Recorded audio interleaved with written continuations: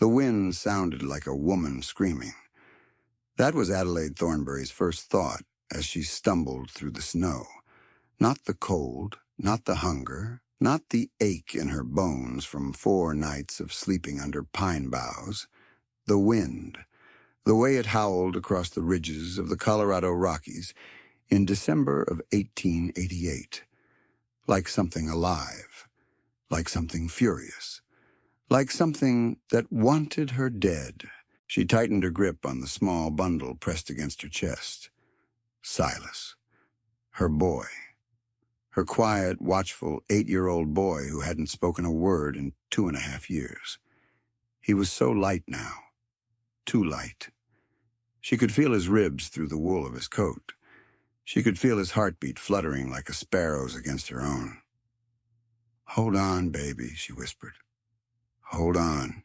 He didn't answer. He never answered. But his small hand reached up and touched her cheek, and that was answer enough. Adelaide pushed forward. 1 step, then another. The snow came up to her knees in some places, up to her thighs in others.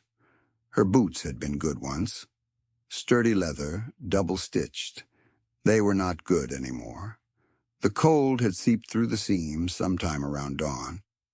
Now her toes felt like stones, hard, cold, foreign. She wondered if she still had toes at all. She tried not to think about it. She tried not to think about a lot of things, like the way Sheriff Bartlett had pounded on her boarding house door 3 nights ago, like the way his voice had sounded through the wood, almost apologetic. "Mrs. Thornbury, I got a warrant. You best open up." Like the way she had stood in her nightgown with Silas clutched against her side and known, just known, that if she opened that door, she would never open another one again. Not as a free woman, not as a mother, not as anything but a name on a hangman's list. So she had not opened the door. She had gone out the window, in her nightgown, with her boy, with nothing but the medical satchel she had grabbed off the bedpost and the wool coat she had pulled on as she ran. Down the back stairs, through the alley, into the woods behind the church, up the mountain road, and then off the road, because the road was the first place they would look. 3 nights ago. It felt like 3 years. The trees thinned. The slope steepened. Adelaide stopped to breathe, and the breath came out of her in a ragged white plume that tore away on the wind. Her lungs burned. Her vision swam. She could feel the dizziness coming on again, the kind that made the world tilt, the kind that came from not eating, from eating snow instead, from eating pine needles she had remembered vaguely, from a book on woodcraft her father had owned. The pine needles had been bitter. The pine needles had not been food. She lowered Silas to the ground, gently, so gently. He stood on his small legs and swayed, and she steadied him with one hand. His blue eyes met hers. Watchful. Always so watchful. He had been a chatterbox once, a little boy who narrated his own play. "The horse goes here, Mama." The cowboy says, "That boy." That boy was gone. That boy had gone into the smoke of the burning clinic and had not come back out. What had come out was this small, silent witness who watched the world with eyes that knew too much. "We're going to rest a minute," Adelaide said. She tried to make her voice steady. "Just a minute." Silas nodded. He pulled his sketchbook out from inside his coat. His father's sketchbook, originally. Nathaniel had used it to draw anatomical diagrams for his patients. Now Silas used it to talk. He flipped to a fresh page and held up the pencil and looked at her. "What do you want to draw?" she whispered. He thought about it. He drew a small house, a door, a chimney with smoke. Adelaide felt her throat close. "I know," she said. "I know, baby. We'll find one. We'll find a house. I promise." She did not know if it was a promise she could keep. She tucked the sketchbook back inside his coat. She lifted him again. His weight was nothing. His weight was everything. She turned her face into the wind and walked, and walked, and walked. She did not know when she fell. One moment she was upright. The next moment her cheek was pressed into the snow, and the cold was a deep, almost gentle thing. And Silas was tugging at her sleeve, and she could not. Quite. Make her arms work. Get up, she told herself. Get up, Della. He needs you. Her eyes were closing. It would be so easy. It would be so easy to just... Silas tugged harder. He made a small sound, not a word. A sound. A whimper of pure animal need. And Adelaide forced one eye open, and then the other. And she saw what he was pointing at. Red. Red on white. A long smeared streak of crimson across the pristine snow not 10 feet from where she had fallen. Blood. Fresh blood. The wind had not yet covered it. Something inside her. The part that had been a surgical nurse for 11 years. The part that had stitched up miners and pulled bullets out of drunk railroad men and held the hands of dying women in the long, bad hours of the night. That part of her woke up. That part of her sat up first, then dragged the rest of her up after it. Stay close, she rasped. Stay close to Mama. She followed the trail. It led across a small clearing, past a snow-burdened pine, up a low rise. And there, at the top of the rise, she saw it. A cabin. Not a shack. Not a trapper's lean-to. A cabin. Massive. Built of squared timber, double thick, with a heavy stone chimney and a steep shake roof. It looked like something a wealthy man had built and then forgotten about. Smoke trickled from the chimney. Thin smoke. Dying smoke. As if the fire inside had not been tended in some time. And 10 feet from the door, face down the snow, lay a man. A big man. A very big man. His back was a mess of red. Adelaide set Silas down behind a stump. Stay there, she said. Stay there until I come for you. Do not move. Do you hear me? He nodded, eyes huge. She crossed the clearing on legs she could no longer feel. She knelt beside the man and pressed 2 fingers to the side of his neck. A pulse. Thready. Slow. Bad. But there. Sir, she said. Sir, can you hear me? He didn't answer. She rolled him. He was enormous. He was, she thought wildly, the largest man she had ever touched. Easily 220 pounds, easily 6.5 feet of him laid out in the drift. Buffalo hide coat soaked black with blood across the left shoulder. Dark beard frosted white. A face she would have called handsome under other circumstances. A face that, even unconscious, looked like it belonged to a man who answered to no one. The wound was high on the chest, just under the collarbone. Entry in front, exit out the back, ragged. A rifle round, then, not a pistol. Somebody had shot this man from a distance, and shot him to kill. Somebody had also failed. All right, Adelaide said to him, to herself, to the wind. All right. We're going to get you inside. She grabbed him by the lapels of his coat. She pulled. He did not move. She set her boots in the snow and pulled again, harder, and her shoulders screamed and her empty stomach cramped, and the world went a little gray around the edges. He moved. Maybe an inch. Maybe 2. She thought of Silas behind the stump. She thought of the warrant in Sheriff Bartlett's hand. She thought of Nathaniel. She pulled. Inch by bloody inch, she dragged him across the snow toward the porch. The drift acted as a kind of awful sled. The 3 wooden steps almost defeated her. She got him up the first, the second. On the third, her knee gave out, and she went down with him on top of her, his blood on her face, his weight crushing the air from her lungs. She lay there a moment, just a moment. Then she shoved him off and stood up and shouldered the door open and dragged him inside. The warmth hit her like a slap. She kicked the door shut behind her. Snow whirled across the threshold and died on the rug. Adelaide stood there a half-breath, panting, her vision pulsing black at the edges, and looked at the room she had just entered. Money? That was the word her brain offered. Money lived here. A cast-iron stove the size of a steamer trunk. A polished mahogany table that should not have been possible to haul up this mountain. Leather chairs. A Persian rug, deep red, worth more than her father's house had been worth. Shelves of leather-bound books. Glass jars of preserved peaches and pickled onions and dried venison. A Winchester rifle mounted above the hearth, where the embers of a proper fire still glowed. Whoever this man was, he was not a trapper. She did not have time to wonder. She ran back to the door. "Silas! Come, baby. Come now." He came, stumbling, eyes wide as saucers.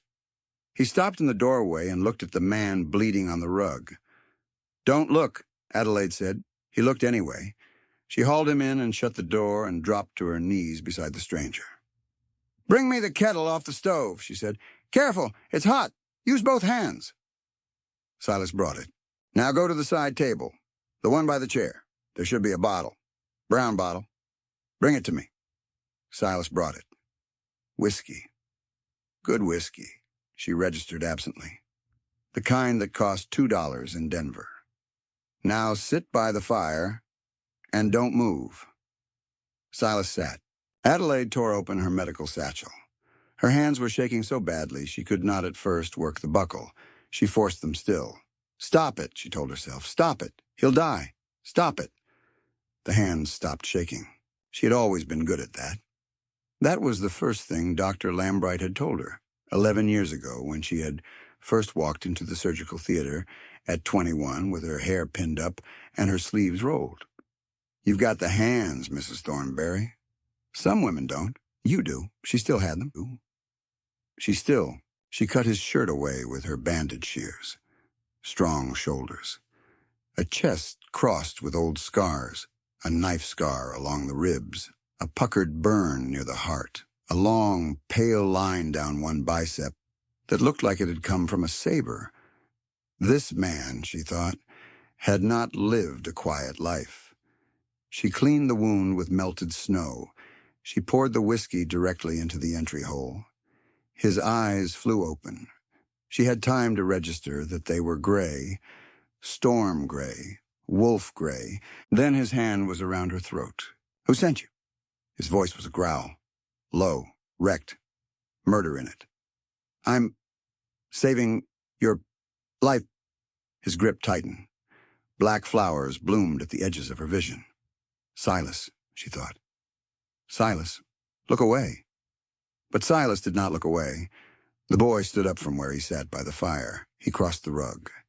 He came to stand beside the man's head and his mother's pinned shoulders, and he laid one small bare hand on the stranger's wrist. He did not speak. He had no words to give. He just looked into the man's gray eyes, and the man looked back. Something passed between them. Adelaide could not have said what. She was choking. She was about to lose consciousness. But she saw the gray eyes flicker. She saw confusion.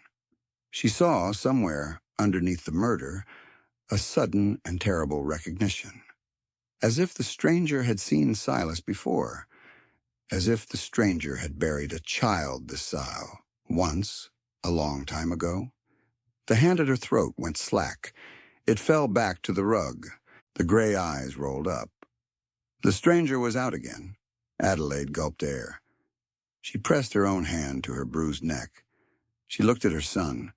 Her son looked back at her, calm as a small priest. "Thank you," she whispered, and went back to work. She worked for 4 hours. The fire she fed with split wood from the box by the hearth. The water she boiled in the copper kettle and used to wash her instruments, and the wound, and her own bloody hands. The bullet had not lodged. Clean exit, thank God. But the tissue damage was bad. The bleeding was stubborn. She packed the wound with gauze from her satchel. She stitched the torn flesh inside and out, with the small, precise movements that Dr. Lambright had drilled into her in the long years before he had retired and Marsh had taken his place. Don't think about Marsh. Not now. She bandaged the wound. She bound the chest with strips she tore from a clean linen sheet she found in a cedar chest. She covered the stranger with a heavy bear pelt from the foot of the bed. She checked his pulse. Steadier. Slow, still, but steadier. He would live. Probably. She sat back on her heels, and the world went white. The adrenaline she had been running on for 4 days emptied out of her all at once. Her stomach lurched. Her arms shook. She tried to stand, reached for the edge of the table, and her legs simply refused. The mahogany came up at her sideways. The floorboards slammed into her shoulder. The last thing she saw before the dark closed in was Silas crawling toward her with a wool blanket clutched in his small hands. When Beckett Holcombe came back into himself, the fire was almost dead. He lay on his own rug in his own cabin and tried to remember why he was on the floor. Memory came back in pieces. The ridge. The crack of a Sharp's rifle from somewhere up the rocks. He had been on Goliath, riding the line of his property, checking the corner stake. The horse had reared. He had been thrown. Or, no, he had felt the punch in his shoulder first, then thrown. He remembered crawling. He remembered cursing. He remembered the cold and the absolute, singing stubbornness of his own refusal to die in the mud like a poached deer. He remembered a woman, a small, half-frozen woman with hands like razors. He turned his head. She was lying not 3 feet from him. A heap of dark wool and dark hair and a face the color of skim milk. A child sat next to her, with one small hand on her shoulder, and the other holding a corner of a wool blanket spread across her body. The boy looked up when Beck moved. He did not flinch. He did not run. He simply looked, as if he had been waiting. Beck pushed himself up on his good elbow. Pain ripped through his chest. He swore, quietly, through his teeth. He looked down. He was bandaged, cleanly, expertly. Whoever had done this work had known exactly what they were doing. He could feel the tightness of stitches under the gauze. He could smell antiseptic and whiskey and the iron tang of his own blood. He looked at the woman on the floor. She did not look like a nurse. She looked like a corpse. "Lord," Beck said softly. He got to his feet. It nearly killed him. The room swam. He grabbed the back of a chair and held on until his vision cleared. Then he limped, every step a small, bright agony, to where she lay and lowered himself down beside her. He pressed 2 fingers to her neck. Pulse. Slow. Cold. "Ma'am," he said. "Ma'am, can you hear me?" Nothing. He turned to the boy. "She been like this long?" The boy shook his head. "Can you talk, son?" The boy shook his head. "All right," Beck said. He scooped her up. She weighed less than a sack of meal. He could feel the sharpness of her shoulder blade through her dress. He could feel the cage of her ribs. Somebody had not been feeding this woman. He carried her to his bed in the corner of the room and laid her down on the fur counterpane. And he tucked 3 pelts around her, and he stoked the fire until the cabin was an oven. Then he sat on the edge of the mattress and tried to think. Somebody had shot him. Somebody who knew where he rode. Somebody who knew that the Black Pine claim was registered under the name J.T. Vasquez, his proxy, and not under the name Holcombe, and who knew, despite that the man with the silver was him. There were perhaps 4 men in the Colorado Territory who knew that. 3 of them worked for him. The 4th was a doctor in Georgetown named Ezekiel Marsh. Marsh, then, Marsh and his Colorado Pacific dogs. They had finally given up on lawyers and made a play with rifles. And then, as he had crawled through the snow with a hole in his chest, this woman had, what? Stumbled out of the storm and dragged him inside and stitched him back together and then nearly died of it. Beck looked at the boy. The boy was watching him. Cool blue eyes, a face too still for a face that small. "Who's your mama, son?" The boy didn't answer. Of course he didn't. Beck looked around. The medical satchel sat open on the floor where she had left it. He limped over to it. Pain bit him with every step. He crouched beside it and pawed through the contents: tinctures, sutures, scalpels, a small leather case of surgical instruments that had been kept beautifully. A professional, then. Not a midwife playing doctor. A trained nurse. There was a folded paper in the side pocket. He pulled it out. He smoothed it over his good knee, a wanted poster. Fresh ink. Clear Creek County Sheriff's Office. Wanted Adelaide Thornbury for embezzlement of medical funds and theft of regulated narcotics from the Clear Creek Medical Board. Reward, $500. Informant. Dr. Ezekiel Marsh. Beck stopped breathing. He read it again. He read it a third time. He looked at the woman on the bed. He looked at the boy by the fire. He looked at the poster. Dr. Ezekiel Marsh. Dr. Ezekiel Marsh, who paid for the bullet in my chest, has framed this woman for a crime she did not commit. Dr. Ezekiel Marsh is destroying us both, from opposite ends of the same town. And we have washed up in the same cabin in the same blizzard at the same hour. He laughed. It hurt his chest like hell. He laughed anyway. A short, dry, awful laugh that made the boy by the fire flinch. "Easy," Beck said. "Easy, son. I'm not laughing at you." He folded the poster. He put it in the breast pocket of the clean shirt he had pulled on.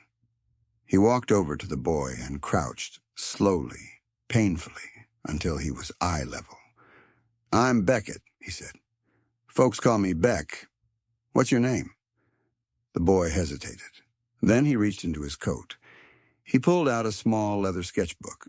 He opened it and turned to a blank page and wrote, in the careful, blocky letters of an 8-year-old who had only just learned to write, Silas. "Silas," Beck said. "That's a good name." Silas tore out the page. He held it out. Beck took it. "That your mama on my bed?" A nod. "What's her name?" Silas wrote. "Adelaide." Beck swallowed. So then, for 3 days and 3 nights, she burned. Beck had seen fevers before. He had seen them in the war. He had seen them in his own house, in the awful spring of '83 when the typhoid had come through Denver and taken Margaret and Lillian, one after the other, and left him standing in his own kitchen with a kettle in his hand and no one to pour it for. He knew fever. He knew its rhythms. This one was bad. Adelaide Thornbury thrashed in his bed and cried out names he did not know. Nathaniel. That one she said over and over. Nathaniel, the door. Nathaniel, the smoke. And another, Marsh. That one she said like a curse. Beck sponged her forehead with cool water. He spooned beef broth between her cracked lips. He boiled willow bark and got her to swallow it.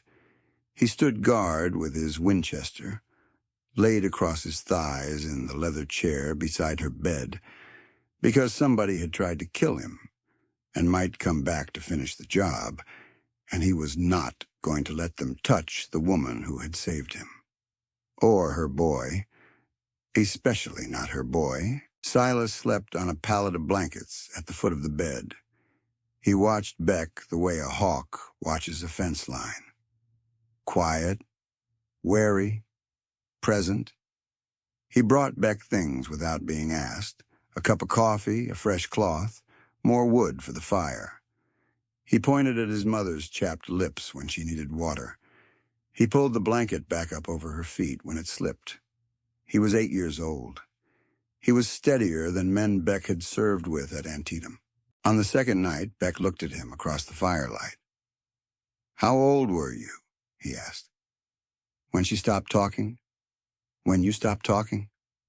Silas held up 6 fingers. "What happened to your daddy, son?" Silas looked at the fire. He did not answer for a long time. Then he opened his sketchbook and turned to a page Beck had not seen yet.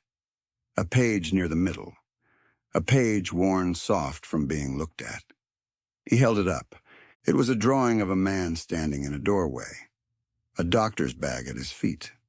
Smoke curling around him. And behind him, dim in the shadows, the shape of another man. A tall man in a dark coat, holding something that might have been a lantern, or might have been a torch.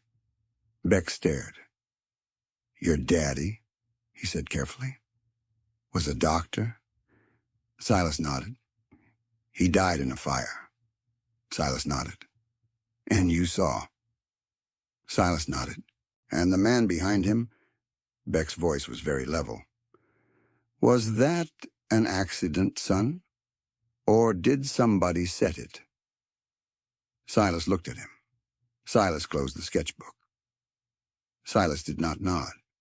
He did not shake his head. He simply held Beck's gaze. That was the answer. On the 4th morning, the storm broke. Beck stepped out onto the porch at dawn. The world was a glittering, motionless white. Smoke from his chimney rose straight up into a bone-blue sky. The peaks of the black pine ridge stood razored against it. A raven cried, somewhere far off, the only sound in a world that had finally stopped screaming. He breathed in. His chest hurt. He breathed in again. He went back inside. Silas was sitting cross-legged on the bed beside his mother. One of his small hands was on her cheek. He looked up at Beck with something new in his face. Beck crossed the room fast. He pressed the back of his fingers to her forehead. Cool. Damp with sweat. But cool. The fever had broken. "Della," Beck said, and was startled by his own voice. The shortened name. The intimacy of it. He cleared his throat. "Mrs. Thornbury, can you hear me?" Her eyelids fluttered. They opened. Hazel eyes. Clearer than he had expected. Sharper than he had expected. They focused on him and then on Silas, and then sharpened to absolute focus on Silas and did not move. "Baby," she breathed. "Oh, baby, are you all right?" Silas nodded so hard his hair fell in his eyes. She reached for him with arms that shook, and he climbed into them, and she pulled him against her chest and held him, and shut her eyes, and tears slid out from under the lashes and ran down into her hair. Beck stepped back. He stepped back farther. He went and stood by the window and watched the impossible white world outside, and he gave them the time. She got her voice back slowly. The first thing she did, once she could sit up, was to ask for her satchel. He brought it. She inventoried it with shaking fingers. Stethoscope, present. Sutures, half-used. Tinctures, mostly intact. She nodded once sharply as if confirming that her tools at least were still hers, and then she looked up at him. "Your wound," she said. "Let me see it." "It's fine." "Your wound, Mr. Holcombe." "Mr. Holcombe, let me see it." He sat on the edge of the bed. She unwrapped the bandages with hands that grew steadier by the second. He watched her face as she worked. She did not flinch from the wound. She did not gasp. She simply assessed it the way a banker assesses a ledger. Her mouth tightened once, a quick involuntary thing, when she saw a faint pink edge to the entry hole. "You've got a small infection starting," she said. "I'll need to clean it again. It'll hurt." "I've had worse." She looked at him. "I imagine you have." She cleaned it. It hurt. He did not make a sound. When she was done, she sat back. Color had returned to her cheeks. Just a little. Just enough to show that there had been color once. She pushed a strand of brown hair back from her forehead and met his eyes. "Thank you," she said, "for not turning us out. You stitched a hole in my chest, ma'am. I figure we're square." "Are we?" He hesitated. Then he reached into his pocket. He pulled out the wanted poster. He laid it on the bed between them. Adelaide Thornbury looked at it. She did not move. She did not speak. Only her hands, where they rested in her lap, slowly closed into fists. "I see," she said. "Mrs. Thornbury, my maiden name is Lassiter," she said. Her voice was very steady and very far away. "I'm 32 years old. I trained under Dr. Joseph Lambright at Clear Creek Hospital for 11 years. My husband was Dr. Nathaniel Thornbury. He died in a fire 2.5 years ago. The fire was set." She looked up at him. Her hazel eyes were not afraid. They were on fire. "I did not steal money from the medical board. I did not steal narcotics. Dr. Marsh has been embezzling hospital funds and laundering them through a mining concern called Colorado Pacific for at least 3 years. My husband found out. My husband was murdered for it. 2.5 years later, I found out, and now I am being murdered for it. Slowly, with paper." She stopped. She drew a breath. "My son saw it happen," she said. "He hasn't spoken since." Beck looked at the boy by the fire. The boy looked back. Beck looked at the woman in his bed. He thought about the bullet in his chest. He thought about Marsh's smiling, weak-chinned face the last time the doctor had ridden up to the cabin to make an offer on the claim. He thought about the gray ash on his porch boards every morning and the long, quiet years he had spent up here on this mountain, telling himself that he wanted nothing from anybody, ever again. He thought about the way Silas had laid his hand on his wrist. "Mrs. Thornbury," he said. "Adelaide. Adelaide." He cleared his throat. "I'm not going to turn you in. I know. You know. I knew when you fed my son broth and didn't take the satchel away from me. A bounty hunter would have taken the satchel." He almost smiled. He didn't quite. "You should know," he said, "that the man whose name is on that poster, Dr. Ezekiel Marsh, is the same man who paid for this." He gestured at his bandaged chest. 3 days ago, on the ridge, a rifleman hidden in the rocks. The bullet was meant to finish a 6-month negotiation. "Marsh wants my mine, ma'am. A silver claim called Black Pine. I have refused to sell it. He has tried bribery, intimidation, lawsuits, and finally hired guns. He has apparently also tried to put a noose around your neck on the way to taking everything else he wants." Adelaide stared at him. "He killed my husband," she said softly. "He shot you. He framed me." "Yes, ma'am."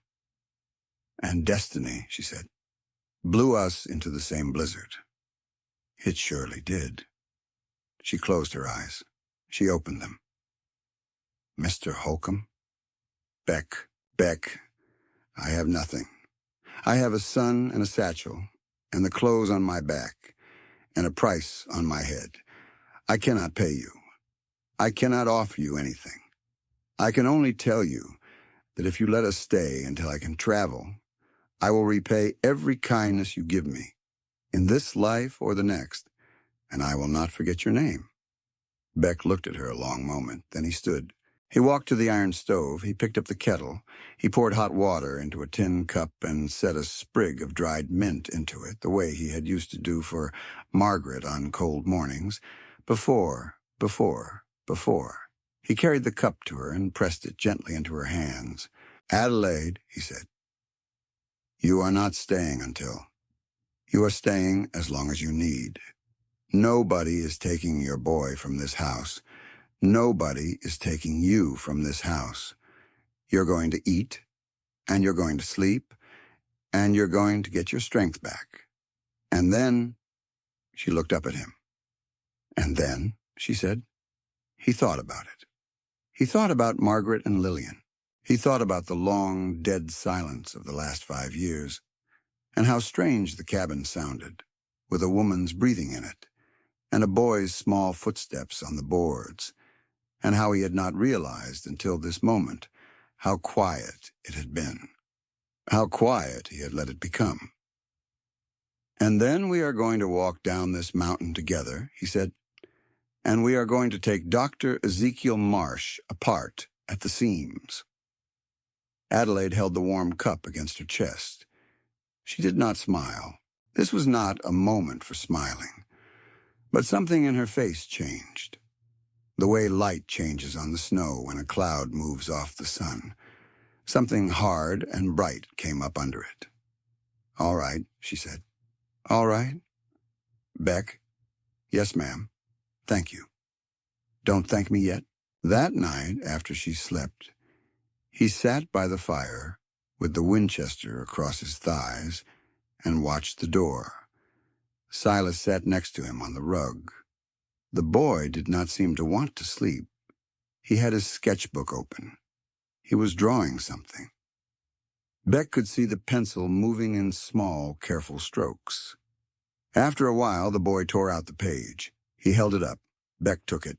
The drawing was of 3 people. A tall man with a beard. A woman with dark hair holding a medical satchel. A small boy between them. They were standing under a sun that filled half the sky. They were holding hands. In the corner of the page, very small, very faint, the boy had drawn a 4th figure. A man in a doctor's coat. He stood at the edge of the page. He was waving. He was smiling. Beck looked at the 4th figure for a long time. He thought about Lillian. He thought about how, if she had lived, she would have been 8 years old this winter. He thought about the way Silas had laid his hand on his wrist. He felt his chest tighten in a way that had nothing to do with the bullet wound, and everything to do with the fact that he had spent 5 years making himself into a man who needed nothing, and somewhere in the last 4 days, without his permission, that man had begun to come apart. "Son," he said. Silas looked up. "This is a good drawing." Silas's face did something complicated. A flicker of pride. A flicker of grief. A flicker of hope, as small and stubborn as a candle in a window. He took the sketchbook back. He turned to a new page. He wrote, in careful letters, "Can we stay?" Beck swallowed. He looked at the bed where Adelaide Thornbury slept. Finally, deeply, for the first time in many nights. He looked at the boy. "Yes," he said, "you can stay." Silas wrote one more thing. "Thank you, Mr. Beck." Beck folded the paper. He put it in the inner pocket of his coat. The same pocket where, earlier that week, he had carried a wanted poster. The same pocket where, 5 years ago, on the day he buried his daughter, he had carried a folded square of paper with her small handprint on it, made in red paint at a county fair the summer before she died. He put the boy's drawing in there, with the other. Outside, on the wind, far down the mountain, something cracked. It might have been a tree, complaining of the cold. It might have been a rifle shot. Beck sat very still and listened. Nothing followed. For tonight, then. For tonight. The first morning after the storm broke was the quietest morning of Adelaide Thornbury's life. She woke up in a strange bed. Not in a panic. That was the strange thing. For 2.5 years she had woken up in a panic. Every morning. Every single morning. Hand reaching for the empty side of the mattress. Throat tight before her eyes were even open. Heart already running before her brain had caught up. Not this morning. This morning she opened her eyes and just lay there, looking at the ceiling beams, listening. Wood crackling in the stove, a spoon scraping a pot, A man's low voice, patient, talking to someone who wasn't answering. There. That's right. You hold it like that? No. Like that. Both hands? Yeah. A small sound. Her son's small sound. Not a word? But pleased. Adelaide lay there. Her chest hurt. Not from injury. From the other thing. The thing she didn't have a name for. The thing that had not happened to her in 2.5 years. She felt safe. She felt safe. Her brain rejected it immediately. Tried to. Don't get used to it. Don't believe it. The men will come. The men always come. But underneath that, deeper than that, her body had already decided. Her body had decided yesterday, when a stranger with a hole in his chest had carried her tea across the room. Her body had decided last night, when she had heard him sit down by the door with a rifle. Her body knew. She rolled onto her side, slowly. Her muscles ached the way muscles ache after they have been asked to do too much for too long. She propped herself on one elbow and looked across the cabin. Beck was at the stove. Silas was on a chair beside him, standing on it. The chair had been pulled close. Beck had hooked one big arm around the boy's small middle, casual, easy, the way a man holds a child who he has been holding for years. Not for 4 days. Silas was stirring something, solemn, concentrating. Oatmeal, Adelaide realized. Beck was teaching her son to stir oatmeal. Her vision blurred. She blinked it clear. Beck looked over. Their eyes met. He did not smile. He nodded. The way a man nods to a woman across a church aisle on a cold Sunday. Good morning. I see you. You are still here? She nodded back. He brought her breakfast in bed. She tried to sit up. Don't, he said. I'm not, Adelaide. I'm not an invalid, Mr. Holcombe. Beck. You collapsed in front of my fireplace 4 days ago, ma'am. You weighed 86 pounds. I weighed you, more or less, when I carried you. You will eat this oatmeal in this bed today. And tomorrow? Tomorrow we'll see. She took the bowl. It was warm in her hands, heavy. The oatmeal was good. Beck had cooked it with cream and brown sugar and a small pinch of salt, the way her mother had once made it on Sunday mornings on a farm outside Pueblo, when Adelaide was a girl and the world had been a manageable size. She ate. She did not speak. Tears slid down her face and into the oatmeal, and she did not wipe them away, because if she lifted her hand off the spoon, she might lose it, and if she lost it, she might lose herself. And Silas was watching from the foot of the bed, and Silas had been through enough. Beck sat in the leather chair. He did not look at her. He looked at the fire. He let her cry without watching. That, Adelaide thought, was the kindest thing a man had done for her in 2.5 years. Days began to braid together. She got stronger. She slept and woke and slept and woke. The hollows under her cheekbones filled in a little. The blue tint left her lips. On the 3rd morning, she walked from the bed to the stove without help, and on the 4th, she asked Beck for a needle and a piece of leather, because there was a tear in the seat of his good trousers, and she could not stand to see a man walk around with his lining showing. He stared at her. You are fixing my pants, he said. I am fixing your pants. After you have been in my bed for 4 days with a fever. I would prefer, Adelaide said, to be useful. You stitched my chest closed, Adelaide. You have been useful. That was last week. This is now. He laughed. It was the first time she had heard him laugh. It was a startled sound, out of practice, as if his chest had forgotten the shape of laughter and had to relearn it on the spot. She handed him the trousers and a needle, and she looked away while he handed them back without his lining showing. And after that, she made herself useful in small ways every single day. She mended a torn sleeve on Silas's coat. She rebuilt a poultice over Beck's wound that had settled badly. She inventoried the pantry. She found a brick of black tea and made him real tea, the way she had made it for Nathaniel, with milk and 1 sugar. He drank it without comment. He drank a second cup. Beck taught Silas to fish. This was a project that took most of an afternoon. The creek behind the cabin had frozen, but not thickly. Beck cut a hole in the ice with a hand auger he produced from a shed Adelaide had not even known was there. He showed Silas how to drop a baited line. He showed him how to hold the line lightly, between thumb and forefinger, so you could feel the trout brush it. Silas did not catch a trout. Silas did, however, fall through a thin crust of ice at the edge of the creek up to 1 knee. Adelaide saw it from the porch, and her heart stopped. Beck saw it too. He had Silas out of the water and slung over his shoulder before Adelaide could draw breath. He was already striding toward the cabin. By the time Adelaide reached the door, Beck was inside, peeling Silas's wet boot off and rubbing the small foot between his big hands. "He's all right," Beck said without looking up. "Just 1 foot.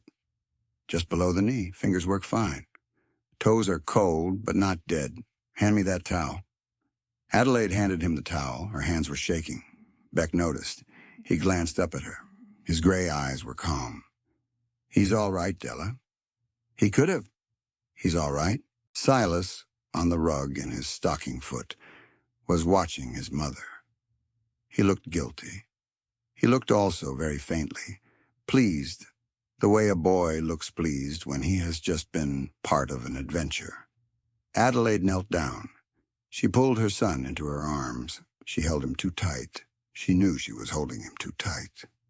Silas patted her cheek with a small hand, the way an old wise man pats the cheek of a child. "Mama," he said. She froze. Beck froze. The word had been so soft, so small, so easy, as if it had been there all along and had simply waited for the right minute to slip out of its hiding place. "Mama." Adelaide could not breathe. She held him at arm's length. She looked at his face. "Say it again," she whispered. "Mama." "Oh," she said. "Oh, baby." "Mama, I'm sorry about the foot."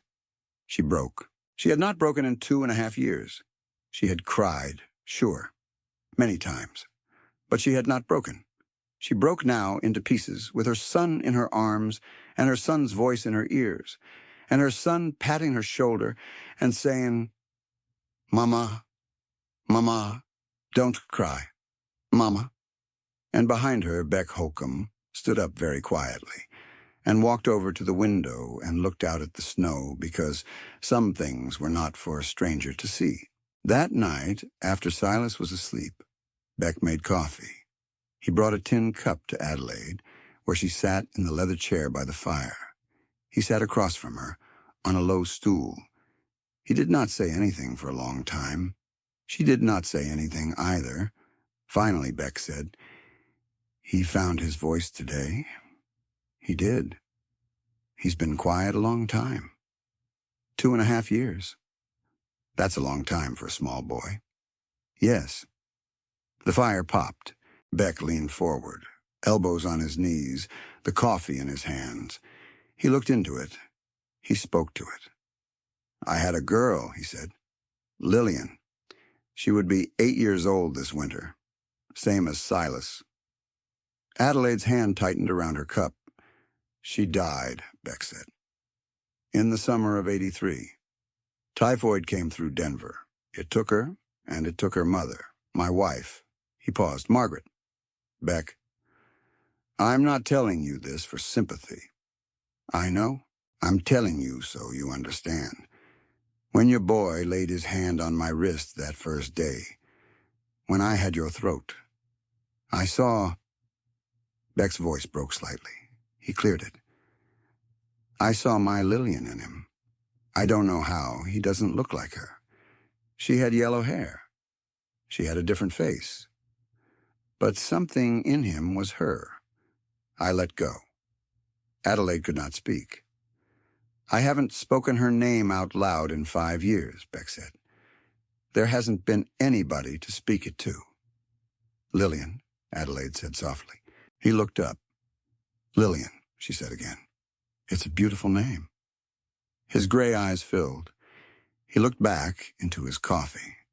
He did not let the tears fall, but she saw them. And he knew she saw them. And neither of them moved, neither of them spoke. The fire crackled and an ember popped onto the hearthstones and went dark, and somewhere outside an owl called in the white woods, and inside the cabin a man and a woman sat across from each other with 2 cups of coffee between them, and the names of their dead spoken out loud for the first time in years. After a while, she said, Nathaniel was a good man. I know. How do you know? Because he married you. She looked up sharply. He did not look at her. He drank his coffee. Adelaide felt heat in her face for the first time since the blizzard. It came up fast and sat in her cheeks, and she did not know what to do with it. She had not blushed in years. She was 32 years old. She had buried a husband. She had run for her life with a child on her hip. She did not have time. She did not have room for heat in her cheeks, for a man's voice saying gentle things into a coffee cup, for any of it. She set her cup down. I should sleep, she said. Yes, ma'am. Beck. Thank you. For my son. He nodded. He still did not look up. She crossed the room to the bed where Silas lay, curled like a small wild animal among the pelts. She climbed in beside him. She listened to his breathing. She listened to Beck rinse the coffee cups in the basin. She listened to him bank the fire. She listened to him settle into the leather chair with the Winchester across his thighs. She listened to him breathing in the dark. She did not sleep for a long time. When she did not dream of Marsh. The morning of the 8th day, the wolves came down off the high ridges. Beck heard them before Adelaide did. He was out by the woodpile, splitting kindling with his good arm. He stopped mid-swing. He listened. Coyotes, far down the slope, were screaming. Coyotes scream when something disturbs them. A bear, maybe, a cougar, or a horse. Several horses. Beck dropped the axe and came inside fast. Get the boy in the cellar. Adelaide did not ask why. She lifted the Persian rug. She heaved up the trap door. She herded Silas down the wooden ladder. He went without protest. He had been through this drill in his head all his life, Adelaide thought. He had been waiting for it. Mama, he whispered. Stay quiet, baby. Stay still. No matter what you hear. Yes, Mama. She kissed the top of his head. She closed the trap door. She kicked the rug back over it. She turned around and saw Beck pulling the Winchester down from above the hearth. He levered around into the chamber. He set the rifle on the table, casual, as if it belonged there. He shrugged into his buffalo hide coat. He pulled a Colt out of a holster on the wall and laid that on the table, too, on the far side, next to a cup that had a flower stenciled on it. Adelaide stared at the gun and the cup. Sit in the chair, he said. Read a book. Beck, you're my wife. We're snowbound. Your boy is napping in the loft. Read a book. My wife. Today you are. Beck, my face is on a poster. Then keep it down. He pressed a leather-bound copy of David Copperfield into her hands. He pulled out the chair across from the door. He sat down. He picked up the Colt and laid it on his thigh, hidden by the table edge. He put his good arm casually along the back of the chair. He waited. Adelaide opened the book. She did not read it. The hoofbeats came on. 2 horses. Heavy hoofbeats. Tired horses. They had come up the mountain at speed. Voices. A man swearing, another man laughing, boots on the porch, a fist on the door. Holcombe! Open up, Holcombe! By order of the Clear Creek County Sheriff, Beck said, easy. Door's not locked, Hardin. Long ride up here for a social call. The door swung open, snow and cold and two men. Adelaide kept her face down over David Copperfield. She turned a page she had not read. Her heart was a hammer. The first man was Deputy Hardin. She knew him. Skinny, weak chin, a bobbing Adam's apple. A man who would do whatever Marsh told him to do because he was afraid of his own shadow. He stamped snow off his boots and looked around the cabin, and his eyes settled on Adelaide and went small with confusion. The second man was not confused. The second man was tall and cadaverous and cold-eyed, and he carried a sawed-off shotgun across his forearm, the way other men carried hats. He had a long face like a coffin. He had hands the color of skim milk. He stepped through the door behind Hardin, and his dead eyes did one slow sweep of the room: stove, shelves, table, Beck, Adelaide, Adelaide's hands, Adelaide's face, and fixed on Adelaide and stayed there. Adelaide did not look up. She turned another page. "Well," said the cadaverous man. His voice was high and dry and pleasant. "I'll be damned, Beckett. The Lord delivers." "Bones," Beck said. "Beckett?" "Long way from Denver." "Long way from a grave," Bones said. "Word in town was you caught a stray bullet from a poacher. Word was you dragged off into a snowbank to die quietly." "Word was wrong." "Apparently." Hardin coughed. "Holcombe, we got a court order." "Have you?" "Judge Caldwell signed it this morning.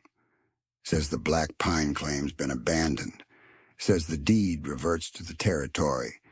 Says the territory just sold it to Dr. Ezekiel Marsh. We're here to clear out any squatters." "A dead man can't hold a deed," Beck said. "That's right," Hardin said. "Pity I ain't dead." Hardin shifted his weight. He looked at Bones.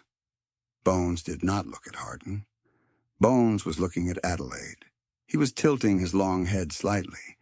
He was reading her face the way a card player reads a hand he has seen before. "Mrs. Holcombe," Bones said softly, "we have not had the pleasure." Adelaide turned another page. "My wife," Beck said, "is shy of strangers." "Is she? Is she?" "Funny," Bones said. "I have been working in this part of the territory for 6 years, Beckett. And in 6 years, I have never once heard tell that you had a wife. I keep her out of the papers." Bones took a step forward. His boots scraped the rug. His boots stopped. He looked down. A small shadow fell across the rug from the window. He looked up sharply. There was no shadow. He looked down again. There was a pair of small surgical shears on the floorboards by the table leg. Adelaide must have dropped them. Yesterday. The day before.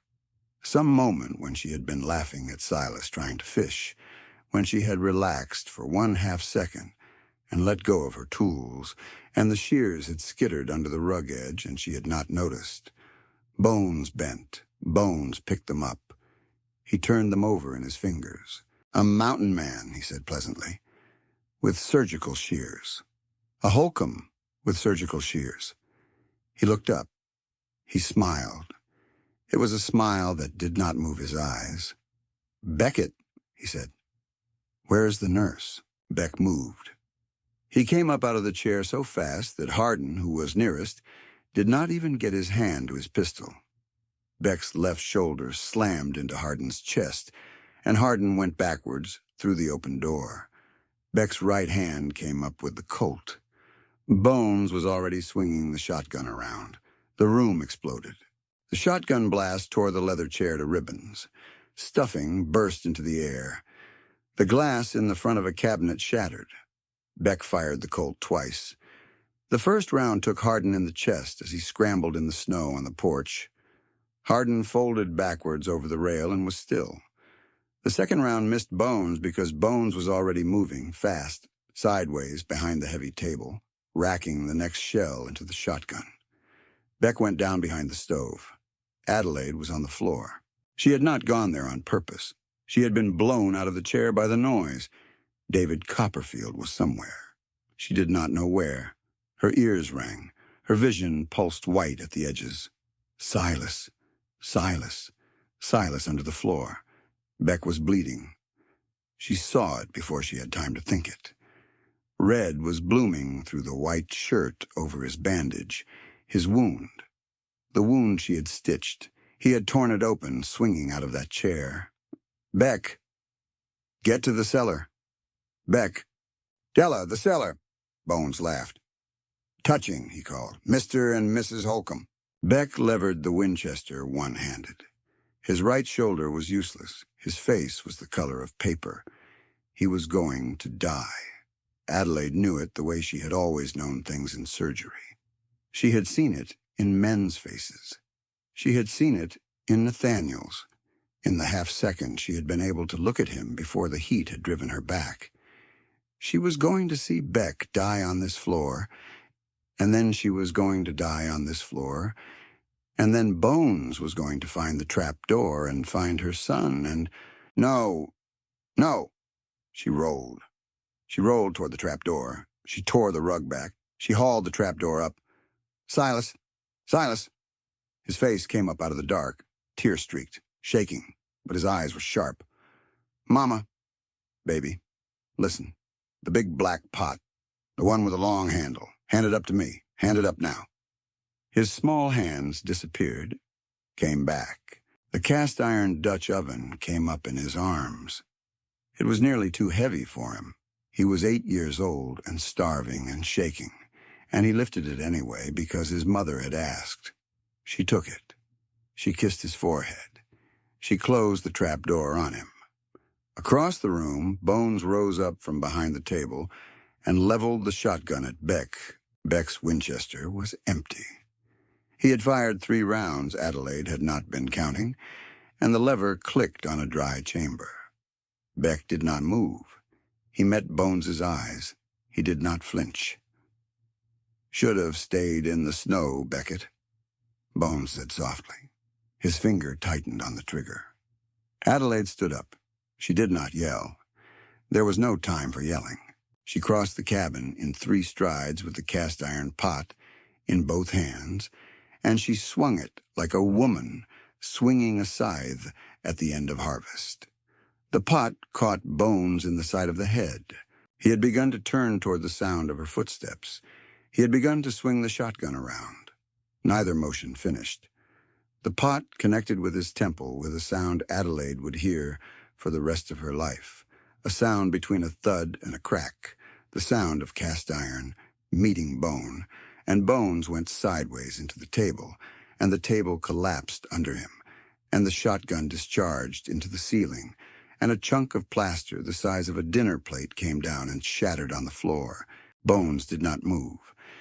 Adelaide stood over him with the pot in her hands.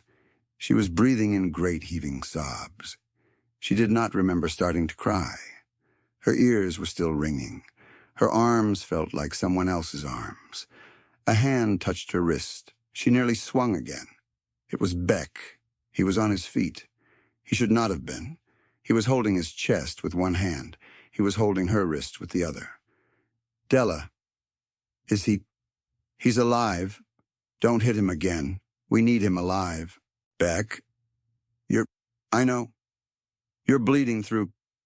I know. His knees gave out. She caught him, or tried to. He weighed twice what she weighed. They went down together on the wreckage of the table. She got her arms around his ribs. She got his head into her lap. Blood was soaking through his shirt, through the bandages, through onto her dress. Don't you, she said. Don't you. Don't you dare. Della, don't you dare. We're even. Don't you dare. He smiled. Just a little. A small, crooked grin. We're even, he said. Yes. Get the boy. Beck. Della. Get the boy. He needs his mama. She kissed Beck's forehead. She did not know she was going to do it until she had done it. Then she got up. She crossed to the trap door. She opened it. Silas came up the ladder fast, blinking against the light, and she pulled him into her arms and held him against her chest and rocked him there in the wreckage of the cabin, while smoke curled out of the open door and a dead deputy lay frozen on the porch, and a cadaverous man lay knocked cold on the broken table, and a 6'3" mountain man lay bleeding on her shoulder. "It's all right," she heard herself say, over and over. It's all right, Mama's here." She did not know whether she was saying it to her son, or to Beck, or to herself. It took her 2 hours to get the cabin back to anything like order. She cleaned Beck's wound again. She re-stitched the parts that had torn. She bandaged him fresh. She got him onto the bed. She gave him a tincture of laudanum she had been hoarding. He did not want it. She told him she would pour it down his throat herself. He drank it. She tied bones to the leg of the bed frame with the leather strips she cut from a horse's tack. She tied his hands behind his back. She tied his ankles together. She wedged a wooden spoon into his mouth and bound it there, and she laid the shotgun on the high shelf above the door where he could not reach it. She sent Silas to the wood box. She sent him to the pantry. She sent him to Beck with a cool cloth. The boy did each task with focus. He did not cry. He did not freeze. He did what his mother told him. He had been a small boy 4 days ago. He was something else now. Something Adelaide grieved, even as she was grateful for it. Late that afternoon, she went to the cedar chest for a clean wool sock for Beck. She pulled aside a folded blanket. Underneath the blanket was a long, flat package wrapped in oilcloth. She knew the oilcloth. She knew the string on the oilcloth. She had wrapped that package herself, with her own hands, for Nathaniel, 3 years ago when he had asked her to bundle up his summer ledgers because he was running out of room in the office. She sat down on the floor with the package in her lap. She could not breathe. She untied the string. Her fingers shook. She unfolded the oilcloth. Inside were papers, pages and pages of them. And she recognized them all. She recognized her husband's handwriting. She recognized the columns of numbers. She recognized the duplicate ledger he had kept, the secret one, the one Marsh had not known existed. She turned the pages. In the back, folded in thirds, was an envelope, her name on it, to Adelaide, in Nathaniel's hand. She did not open it where Beck could see her. She took it to the corner by the window where the moonlight came through. She sat on the floor. She held the envelope in both hands. She looked at her dead husband's handwriting, and she thought, Don't read it. You will not survive it. She read it. Della, my love, if you are reading this, then I have failed. I have tried in the last 6 months to do something quietly. I have tried to do it without telling you, because if I told you, you would help me, and you have a child to live for. I cannot risk you. I will not. Marsh is not just stealing money. Marsh is a murderer. He has been laundering hospital funds through a mining concern called Colorado Pacific. That much I know you suspect. What you do not know is the rest of it.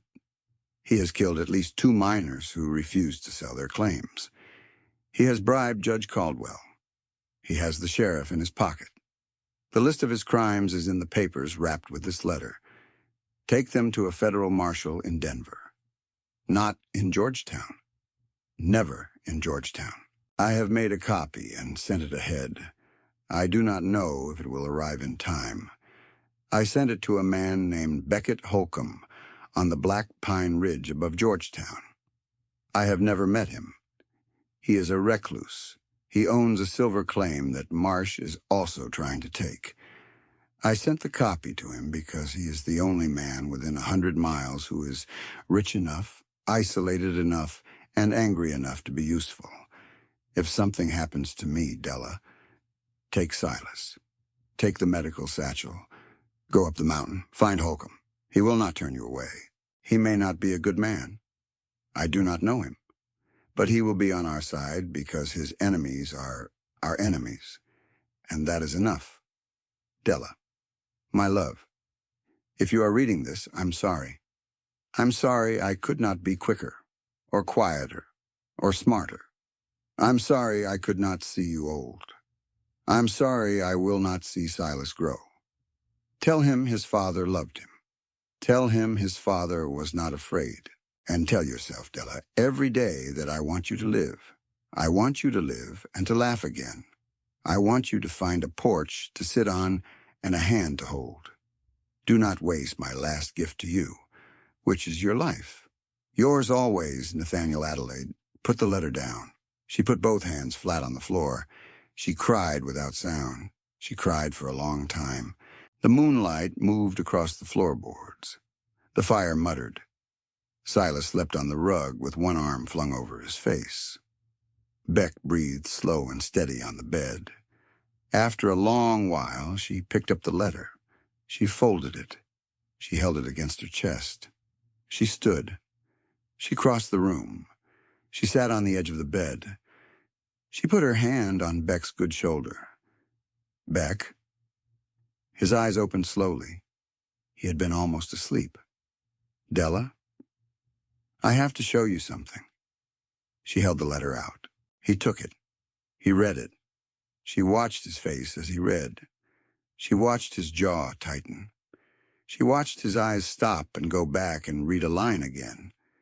She watched his hand begin to tremble around the page. He finished. He looked up at her. He sent me, Beck said. His voice was hoarse. He sent me the ledgers 3 months ago, a package, by a courier, no name on it. I didn't know who'd sent it. I put it in the safe. He sent you to me. He sent me to us. Yes. Beck closed his eyes. A tear broke loose and ran down into his beard. Lord, he whispered. Lord, Della, your husband was a fine man. He was. He sent you to my door. He did. He didn't want you to die. No. Della. Beck opened his eyes. They were wet. They were also burning. Della, listen to me. I'm listening. We are not going to disappoint him. It was Silas who broke the silence. He had woken up. He had crossed the room on bare feet without either of them hearing. He came to stand at the side of the bed. He looked at his mother. He looked at Beck. He looked at the letter in Beck's hand. He laid one small hand on Adelaide's knee. He said, very clearly, in a voice that had been buried under 2.5 years of smoke, Papa wanted Mama safe. Adelaide could not move. Papa wanted Mama safe, Silas said again. He told me. Before. Baby, Adelaide whispered. He picked Mr. Beck. For you, he told me. He said Mr. Beck is a good man and Mama can be safe with him. He told you that, baby? When? In the dream. The dream? He comes in the dream. Sometimes. He says don't be scared. He says Mama needs help. He says Mr. Beck will help. Adelaide stared at her son. She did not know what to do with this. Some part of her, the practical part, the surgical part, said grief invents many things in a child's mind. Another part of her, the part that had just read a letter from her dead husband telling her exactly where to run, was not sure that was the only thing happening. Beck reached out. He put his big, rough hand on top of Silas's small hand on Adelaide's knee. Son, he said, I'll do my best. Silas nodded, solemn as a judge. I know, he said. He climbed up onto the bed between them. He fell asleep there with one hand in his mother's and the other in Beck's. In the morning, Adelaide woke up with the letter still pressed against her chest. She looked at the man and the boy beside her. She made a decision. She got up. She washed her face in the basin. She put her hair up, severely, the way she used to put it up for surgery. She made coffee. She brought a cup to Beck. He sat up against the pillows. He took the coffee. He looked at her face, and he sat up a little straighter, because he knew that look. It was the look his sergeants had worn before bayonet charges. Beck. Della. I have decided something. Yes, ma'am. We are not going to wait for Marsh to send a posse. No. No. What are we going to do? We are going to ride down off this mountain together. We are going to a federal marshal in Denver. We are going to walk into Ezekiel Marsh's office. We are going to open his floor safe. We are going to take his black ledger. We are going to lay it on a federal marshal's desk, along with my husband's papers. And we are going to watch him be hanged.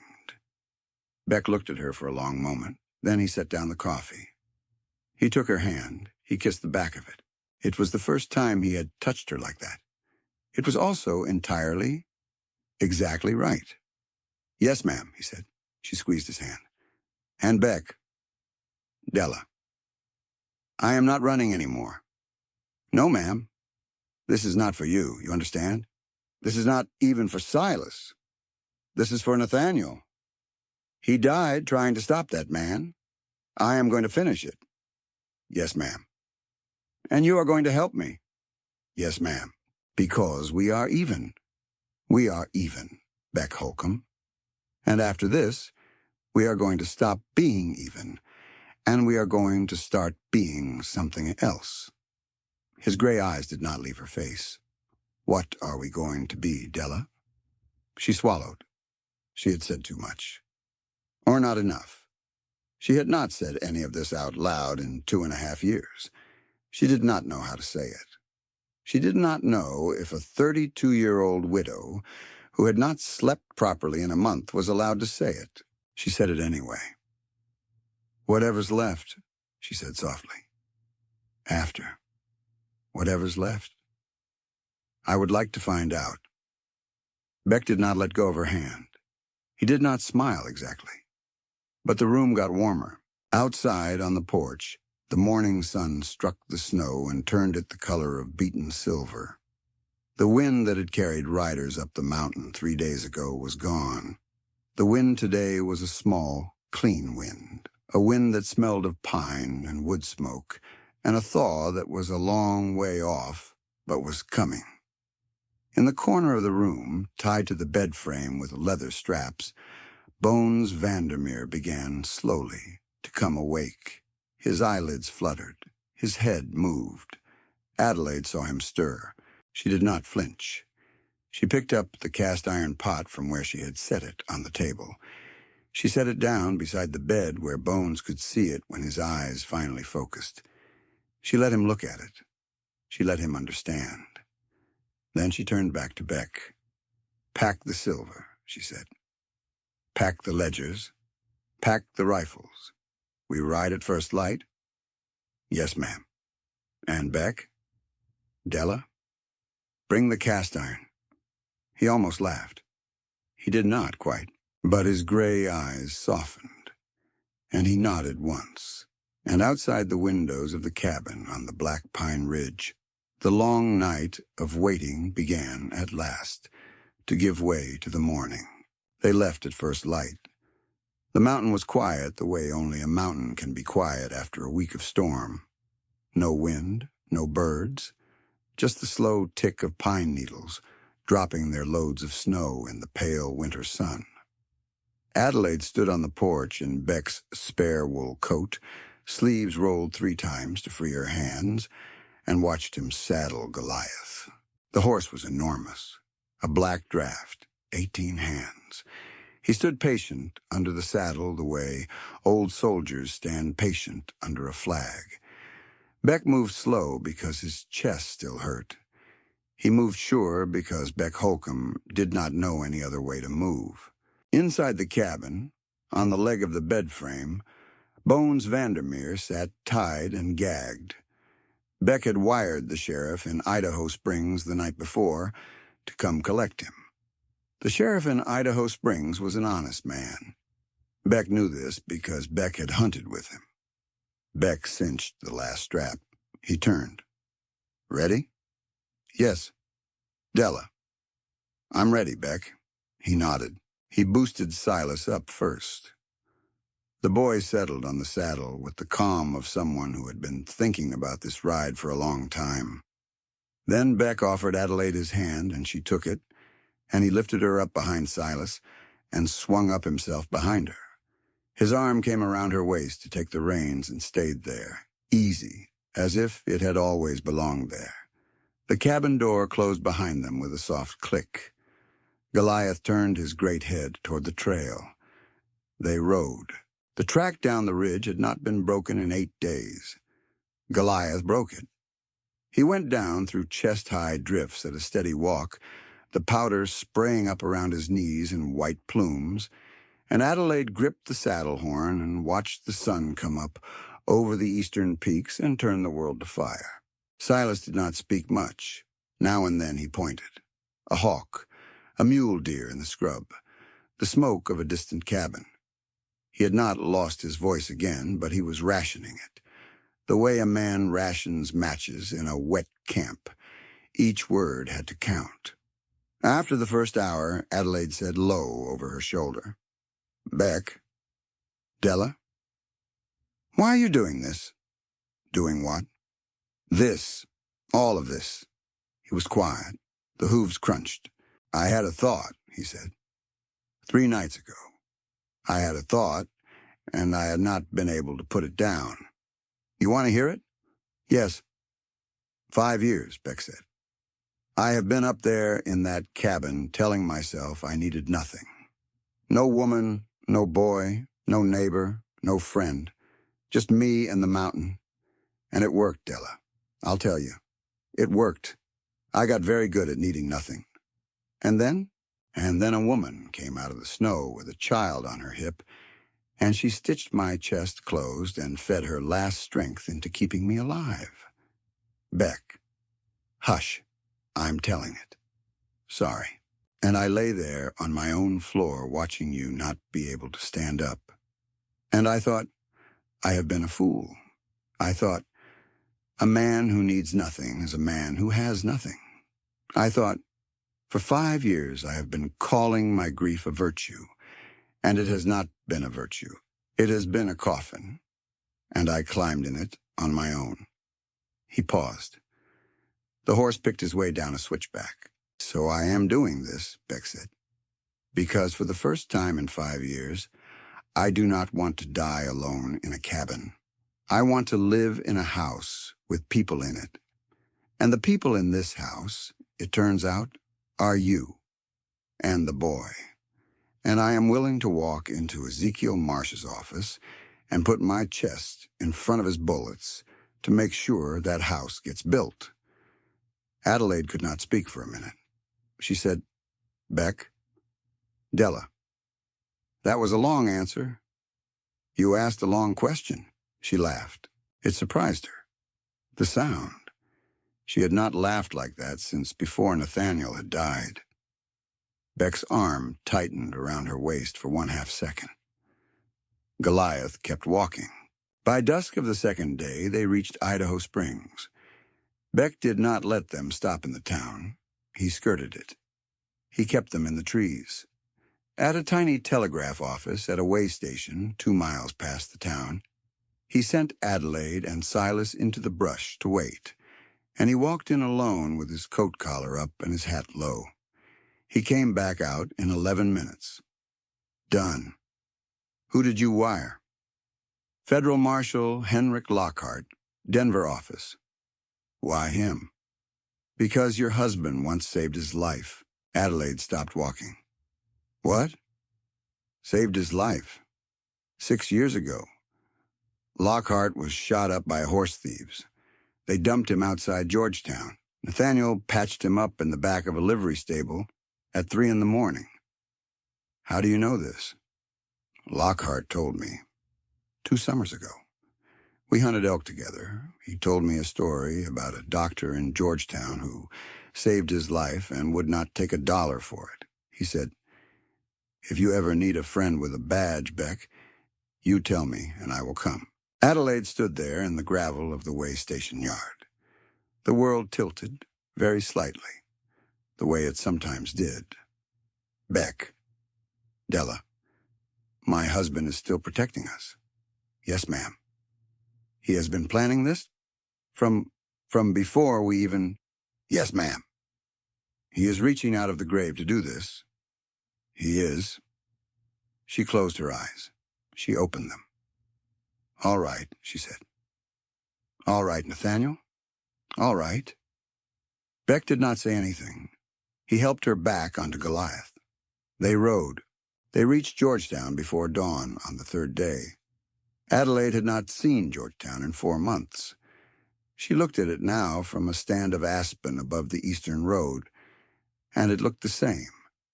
The same false front buildings, the same crooked church steeple, the same plume of smoke from the smelter that hung over everything. It looked the same.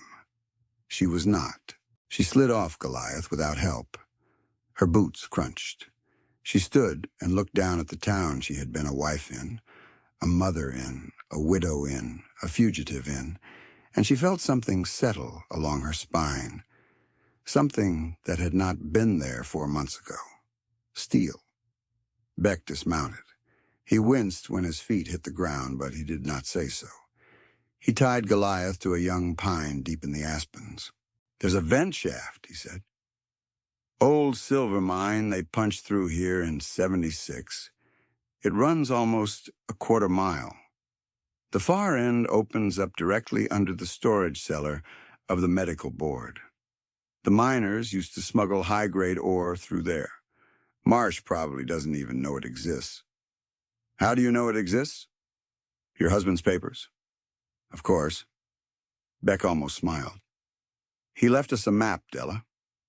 They went into the dark. Beck lit the kerosene lantern. The yellow light fell on damp timbers and rusted rail. Silas held Adelaide's hand. He did not seem afraid.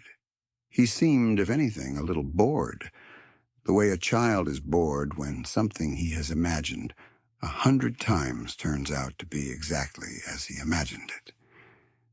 Have you been here before, baby? Adelaide whispered. Papa took me. Once. He said, Silas, this is the secret way. Remember. Adelaide stopped walking. Beck stopped. Silas, Adelaide said carefully. Papa took you here? Yes, Mama. When? Before he went to the doctor place. Before the fire. Why did he take you? The boy thought about it. He said, in case Mama ever needs to find Mr. Beck. Adelaide put a hand on the cold stone wall to steady herself. She breathed in. She breathed out. All right, she said. All right, lead on, baby. He led on. The vent shaft opened, just as Beck had said, into the storage cellar of the Clear Creek Medical Board. Adelaide knew the cellar. She had been there 1,000 times. She knew the shelves of carbolic acid and bandage rolls and dusty crates of forgotten splints. She knew where the lantern oil was kept. She knew which floorboard above her head squeaked, because she had stood on it twice a week for 11 years. She went up the cellar stairs first. She motioned Beck and Silas to stay below. She pushed the door open. The hinge creaked. She froze. The hospital was silent. The hospital, at 5 in the morning, was always silent.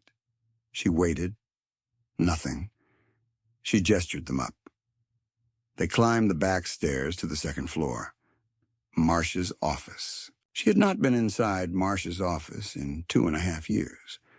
The last time she had been in it, she had been resigning her position. He had stood behind that desk and told her how sorry he was about Nathaniel. He had looked at her with the eyes of a man who was already holding the matches that had killed her husband. And he had said, my deepest condolences, Mrs. Thornbury. She remembered every word. She remembered every breath. She remembered the way his lips had moved. Beck picked the lock. It took him 11 seconds. He had hands that did not look like they should be that good with locks and were. The door opened. Marsh's office smelled of bay rum and cigar smoke and old leather. The mahogany desk dominated. The Persian rug. the imported anatomical model of a human torso behind glass, the brass humidor, all of it announced in the loudest possible whisper, the wealth of a small man. Adelaide crossed to the desk. She knelt. She rolled back the rug. The floor safe was there, just where Nathaniel's papers had said it would be. She put her hand on the dial. Beck. Della. My husband told me the combination, years ago, as a joke. He said, Marsh is a vain man, Della. He uses the date he won the Lambright Award in '79. 3-2 right, 14 left, back to 0. He told you that as a joke. Yes. Why? Because Nathaniel had a feeling about Marsh from the day he met him. He said, Della, if anything ever happens to me, walk into that office and open that safe. She turned the dial. 3-2 right, 14 left, back to 0. The lock clicked. She pulled the heavy door open. The black ledger sat on top. Below it, a pouch of cash. Below that, 2 stacks of papers. Below those, a small velvet box that Adelaide did not open because she was afraid of what she might find in it. She lifted the ledger out. She set it on the desk. She opened it, and her vision swam. Page after page of Marsh's neat, vain, tilted handwriting. Bribes paid to Judge Caldwell, payoffs to deputies, quarterly transfers to Colorado Pacific, dates, names, sums. She turned a page. She turned another. She found her husband. N. Thornbury. Clinic burn. Contractor, Hardin and Associate. Total cost, $1,000. Marked paid June 14th, 1886. She made a sound. Beck's hand was on her shoulder. Della. Della. I'm all right, I am. Take a breath. She took a breath. She turned the page. She found Beck. B. Holcombe. Black Pine Claim. Contractor J. Vandermeer. Contract issued December 4th, 1888. Status, pending. Pending, Beck said. I do enjoy that. Pending. Beck. Della. I am going to be sick. Don't. I am going to be... Della, look at me. She looked at him. His gray eyes were very steady. Breathe, he said. We are not done. Breathe. She breathed. She closed the ledger. She held it against her chest. She stood up, and the office door opened. You were always too curious, Della. The voice was high and pleasant, and exactly the voice she had been waiting half her life to hear from the wrong side of a room. Adelaide did not turn at first. She made herself turn. Dr. Ezekiel Marsh stood in the doorway. He was alone at the threshold, but he was not alone. Behind him, in the dim hall, 3 men, big men, the kind of men Marsh paid by the day and by the corpse. Marsh held a nickel-plated Smith & Wesson in his right hand. He held it casually, as if the gun bored him. The lamplight caught the polished barrel and threw a small, pale circle on his collar. He looked thinner than Adelaide remembered. Not thinner like a man who had missed meals. Thinner like a man who had been hollowed out from the inside by his own ambition, and then varnished over with a fresh coat to keep the empty from showing. His eyes were not bored. His eyes were burning. Dr. Marsh, Adelaide said. Mrs. Thornbury. You don't look surprised to see me. I am not surprised. Why? He smiled. Because the night clerk at the wire office in Idaho Springs is on my payroll. Your friend Mr. Holcombe sent a wire there yesterday. The clerk made a copy. The copy was on my desk by sundown. Adelaide's heart dropped. She felt Beck behind her go very still. He said, low, Della, the window? When I move, the window. She did not turn her head. She did not nod. She blinked once, slowly. Marsh stepped into the office. The 3 men stayed in the doorway. Holcombe, Marsh said pleasantly. Marsh, you should have died on the ridge. Yes, Beck said. Several people have mentioned that. Marsh laughed. A small, tight, cultured laugh. He moved the Smith & Wesson lazily, as if waving away a fly. The barrel never quite settled on Beck. It never quite settled on Adelaide. It hovered.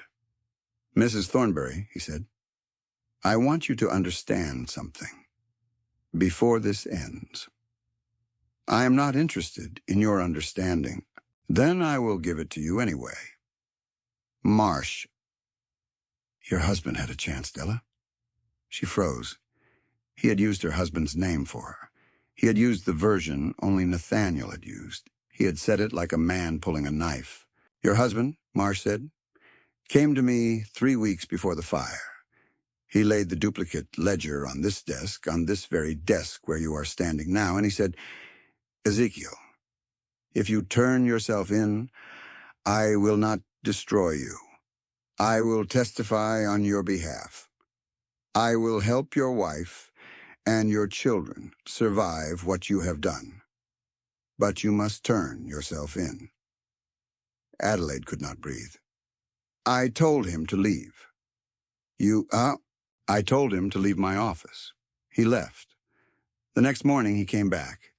He laid a second ledger on the desk. He said, 'Ezekiel, I will give you 1 more week. After that, I go to a federal marshal in Denver.' He never told me. Oh, no, of course not. He was a good man. He would not have wanted you afraid. He thought he could end this without you ever knowing it had begun. He thought if I had a chance to confess, I would take it." Marsh smiled. The smile did not reach his eyes. "He misjudged me. I offered him a different bargain. I said, 'Nathaniel, sign over the duplicate ledger. Swear silence, and I will let your wife and son live.'" Adelaide's hand had begun to shake on the closed ledger against her chest. He refused. He refused. He said, "Della would never forgive me if I let you keep killing people. She would rather be a widow than be married to a coward." Those were his exact words, Mrs. Thornbury. "You are lying." "I am not lying. You are—" He chose his oath over his wife, Della. He chose the ghost of his integrity over the breath in your body and your boy's body. "I did not kill your husband. He killed himself. He chose. And then I—" "Stop." "And then I struck the match." "Stop." "I have wanted you to know this," Marsh said softly, "for 2.5 years." Adelaide did not cry. That was the part that surprised her later, when she had time to be surprised by anything. She did not cry. The thing in her that would have cried 4 months ago was gone. The cabin had taken it. The blizzard had taken it. The cast-iron pot in her hands had taken it. She did not cry. She lifted her chin. She looked at Ezekiel Marsh. She said, "Then he died as a man, and you will die as a rat." Marsh's face changed. His finger tightened. Beck moved. He moved the way Beck moved, which was very fast for a very large man. He hit Adelaide in the small of the back with the flat of his good hand and shoved her sideways behind the mahogany desk. His other hand came up with the Colt. The shot took the first man in the doorway high in the chest and folded him backward into the second man. Marsh fired. The bullet went through the meat of Beck's left arm, the same arm where the chest wound had been. Beck did not stop. He hit the second man in the hallway with the Colt across the bridge of the nose. The second man went down. The third man came over his fallen friends with a knife. Adelaide came up from behind the desk with a glass paperweight, the size of a fist, and threw it at the third man's face. It hit him over the eye. He staggered. Beck shot him. Marsh was backing toward the window. Marsh was raising the Smith & Wesson again. Marsh was aiming at Silas. Silas, who had ducked behind a leather chair when the firing started. Silas, whose small head had just popped up over the top of the chair to see if his mother was alive. Marsh's pleasant face was no longer pleasant. It had shed its coat. Underneath was something that had been waiting underneath it for a very long time. Hate. Pure hate. Hate at every Thornbury, dead or living, who had ever made him feel small. His finger tightened. Adelaide did not think. She had picked up a scalpel from her satchel that morning. She had slipped it into the cuff of her sleeve. She had practiced twice drawing it. She drew it now. She crossed the office floor in 2 steps. She drove the scalpel into Marsh's gun hand at the wrist. The blade went in. The blade went through. It came out the other side. Marsh screamed. The Smith & Wesson dropped. Marsh staggered backward into the wall, clutching his hand, and the blood ran down his arm, onto the cuff of his white shirt, and pooled on the Persian rug. Adelaide picked up the dropped revolver. She turned. She leveled it at Marsh's chest. Her hand did not shake. Her hand was the hand of a surgical nurse at the end of a long, bad night. Steady. Ready. Hers. Marsh slid down the wall. He sat on his rug. He looked up at her. His pleasant face had cracked all the way across now. There was something almost like relief in him, as if he had been waiting 2.5 years for someone to put a gun on him, and finally she was here. "Do it, Della," he said. She did not move. "Do it. Pull the trigger. Be like me." "No." "Do it." "No." Beck was beside her. His left arm hung useless. His right hand held the Colt, and the Colt was on Marsh, and his gray eyes flicked to Adelaide, once and back to Marsh. "Della, I'm not going to." "Della, I am not going to be him, Beck." "No, ma'am." Silas had come out from behind the leather chair. He stood now beside his mother. He was looking up at her. His small face was very still. He laid his hand on her wrist, the same way he had laid his hand on Beck's wrist 9 days ago in a cabin on a mountain. "Mama," he said softly, "don't." Adelaide looked down at him. "I won't, baby. Promise. I promise." She lowered the gun. She did not lower it slowly, like a woman uncertain. She lowered it the way a doctor sets down a tool that is no longer needed. She handed it, butt first, to Beck. Beck took it. Beck kept it on Marsh. Adelaide knelt. She picked up the black ledger from where it had fallen on the rug. She held it. She looked at Marsh. "You will not hang because I shot you, Ezekiel," she said. "You will hang because of this book. You will hang because of every name in it. You will hang because my husband wrote it, and I found it, and I'm going to put it on a federal marshal's desk, in this office, in this room, in front of you today. You won't make it to Denver, Della." "I don't have to." "What?" She smiled. It was not a kind smile. It was the smile of a woman who had made it 12 days through a Colorado blizzard with a child on her hip. "Marshal Lockhart is in Georgetown. Lockhart is in Denver. Beck wired Idaho Springs, and he wired Denver. Your clerk only saw one wire. Marshal Lockhart took the night train. He is, in fact, in this building." "You are lying." "I am not." "You—" The hallway behind the 3 downed men filled with boots.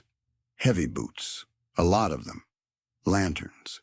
The clatter of cocked revolvers. A large man stepped over the wounded thugs in the doorway and looked into the office. He had a federal star on his coat. He had a long gray mustache. He had eyes the color of granite. "Marshal Lockhart," Beck said. "Beckett. Marshal. I got your wire." "Apparently." The marshal looked at the bleeding doctor on the rug. He looked at the woman holding a ledger to her chest. He looked at the small boy with his hand around the woman's wrist. He looked at Beckett Holcombe, who was bleeding in 2 places and pretending to feel fine. "Mrs. Thornbury," Marshal Lockhart said. "Yes, Marshal." "I am sorry it has taken me 6 years to repay your husband." "You are repaying him today, Marshal." "I am, ma'am. That is enough." The marshal looked at Marsh. He drew his cuffs. They did not let her watch the trial. That was Marshal Lockhart's choice, not Adelaide's. He sent her up the mountain. He said, "Mrs. Thornbury, you have done your part. Now you go home, and you let me do mine." She went home. The Black Pine cabin in February was a different cabin than the cabin in December. Beck had hired 2 men from Idaho Springs to come up and replace the leather chair Bones had shot to ribbons. Adelaide had hung curtains. She had not meant to hang curtains. She had simply, one afternoon, looked at the bare windows and thought, those windows would be better with curtains. She had cut up a length of unbleached muslin from the linen chest. She had hemmed them by the fire. She had hung them on a rod Beck had whittled in an evening. Curtains. In the cabin of a hermit who, 3 months ago, had not owned a single thing that did not have a strictly useful purpose. He had stood in the doorway when she hung the second one, and he had looked at the curtains, and he had said, "Well?" That was all he had said. Just well. She had laughed. She had. The trial took 6 weeks. The federal jury heard the evidence. Marsh was convicted of 17 counts of fraud, 3 counts of conspiracy to commit murder, and the willful first-degree murder of Dr. Nathaniel Thornbury. Judge Ambrose Caldwell, taken into custody the same night as Marsh, was tried separately and convicted on 22 counts of bribery and obstruction. The Colorado Pacific Syndicate dissolved within a month, its executives fleeing to California or bargaining with federal prosecutors for reduced sentences. Marsh appealed. The appeal failed. Marsh was sentenced to hang. He hanged on a clear blue April morning in Denver. Adelaide did not go. She got the news by telegram. Marshal Lockhart sent it himself. Sentence carried out. Justice served. Your husband is at rest. H. Lockhart. She read the telegram on the porch of the cabin. The first crocuses had pushed up that morning through the last of the dirty snow. She folded the telegram. She put it in the pocket of her apron. She sat down on the porch step. She did not cry. She thought that was strange that she did not cry. She had thought she would cry. She had thought it would feel like a door closing, or a wound healing, or a hand falling open. It did not feel like any of those things. It felt like nothing. It felt like every breath she had taken for 2.5 years had been a half-breath, and now, here on this porch step in the watery April sun, she was, for the first time, taking a whole breath. A whole breath. Just air. Just being alive. Spring on the Black Pine Ridge was a slow miracle. The snow went off. The creek behind the cabin opened up. The trout came back, and Silas, who was 8.5 now, caught his first one on a lazy Saturday afternoon, with Beck's hand steady on his wrist as he reeled it in. The boy's laugh came out of him like a thing that had been buried and was now, finally, allowed to live. Adelaide heard it from the porch. She put her hand against the porch post and steadied herself because some sounds were too good for the body to hold all at once. Beck got stronger. The wound in his chest knit slowly. The wound in his arm faster. He sat for an hour every morning on the porch with his coffee and his eyes on the mountains, and Adelaide brought him a second cup most days without asking. And most days he reached out and pressed her hand for a moment before she set the cup down and stepped back. They did not speak much about what was happening between them. There was no need. It was happening the way a stream rises in spring, slow, steady, inevitable. In May, the syndicate's lawyers sent a final letter. Triple market value for the Black Pine claim. A conciliatory settlement, they called it. Beck read it on the porch. He read it twice. He took out his pipe. He lit a corner of the letter from the bowl of the pipe and watched it burn down to his fingers. When the ash fell, he ground it into the porch boards with the heel of his boot. "Black pine isn't for sale," he said. Adelaide came out drying her hands on her apron.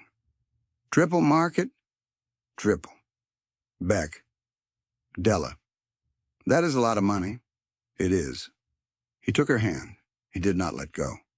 2 evenings later, on the same porch, he handed her a small wooden box.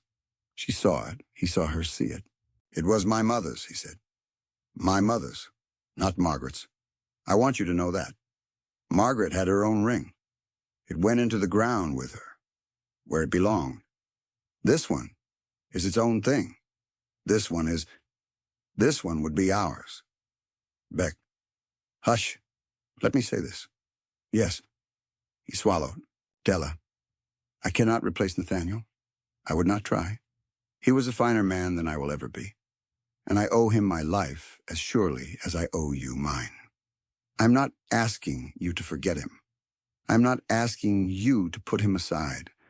I am asking only, if there is room in your house, on your porch, in your days, if there is room for a man who would like to spend the rest of his life being lucky to know you.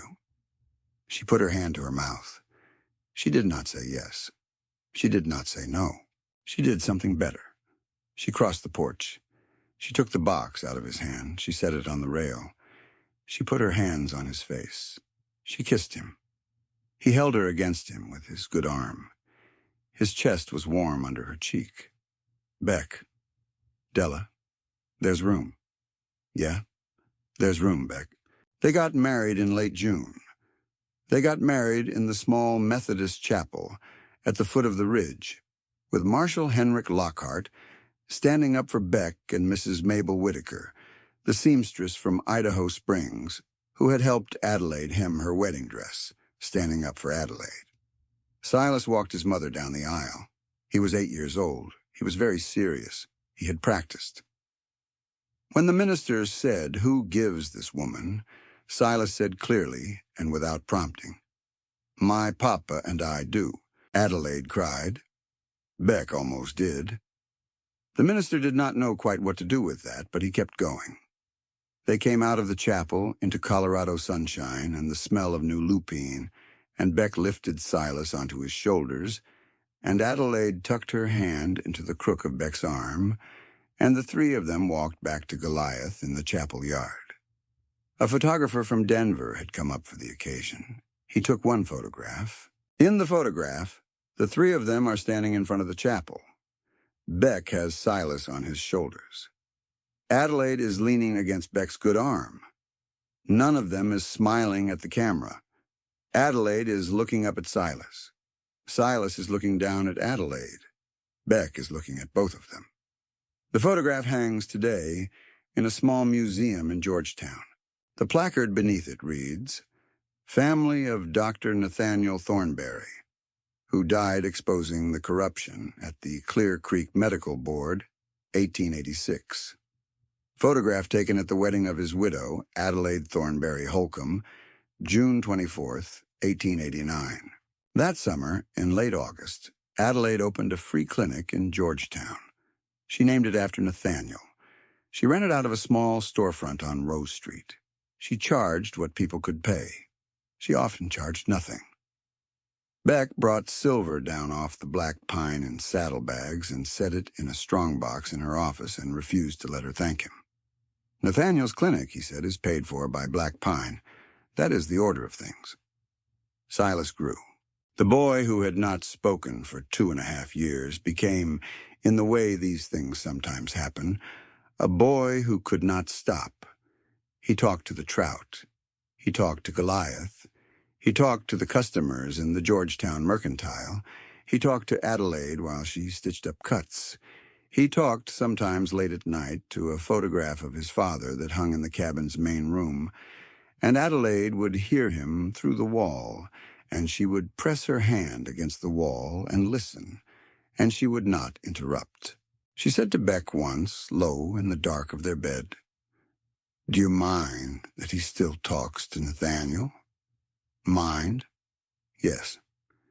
Della, the boy lost his daddy when he was 6 years old. If he wants to talk to him every night for the rest of his life, that boy can talk to him every night for the rest of his life. I'd be grieved if he stopped." She kissed the soft place at the base of his throat. Beck. You are a good man. Some days. Most days. On my best days, Beck said into her hair, I hope I am half as good as the man your husband was. She held him. She did not cry. She had done her crying. She had done all of it, in a leather chair by a fire, on a porch step in April, in the back of a chapel in June. What she did, instead, was hold him. On the porch, on a soft summer evening years later, when Silas was a grown man home from his medical training back east, an older Adelaide stood with an older Beck and watched her son walk up from the meadow in the dusk. Beck's hair had gone gray at the temples. Beck's chest still ached, sometimes in cold weather. Beck's hand was in Adelaide's hand. It had been in her hand, in one form or another, for a long time now. Della, he said. Beck, look at him. I'm looking. Look at our boy. She did not correct him. She had not corrected him in years. Our boy was the truth. Our boy had been the truth for a very long time. Nathaniel knew. Nathaniel, wherever he was, knew. Nathaniel had wanted it that way. He's all right, Adelaide said softly. He's better than all right. He is. You did that. We did that. Beck squeezed her hand. The wind off the ridge moved through the new aspen leaves they had planted together one spring afternoon to mark the boundary of the meadow, and the leaves whispered a small, bright sound, like coins, like applause, like a long story finally arriving at its rest. Far off, down the slope, a hawk called once and was answered. Adelaide leaned her head against her husband's shoulder. She thought of a young woman in a wool coat staggering through a blizzard, with a child in her arms. She thought of the vein of red on the white snow. She thought of the man face down at the edge of the porch, and the way her hands had remembered, by themselves, what to do. She thought of how all of it, every step, every wound, every burned letter, every cast-iron pot, had been the road home. She closed her eyes. She let the wind move her hair, and on the wind, very faint, very quiet, she heard, or thought she heard, the voice of a man she had loved long ago and had never stopped loving, saying, the way he had used to say it on Sunday evenings, before the fire, before the smoke, before any of it. Good night, Della. Sleep well. You are home. You are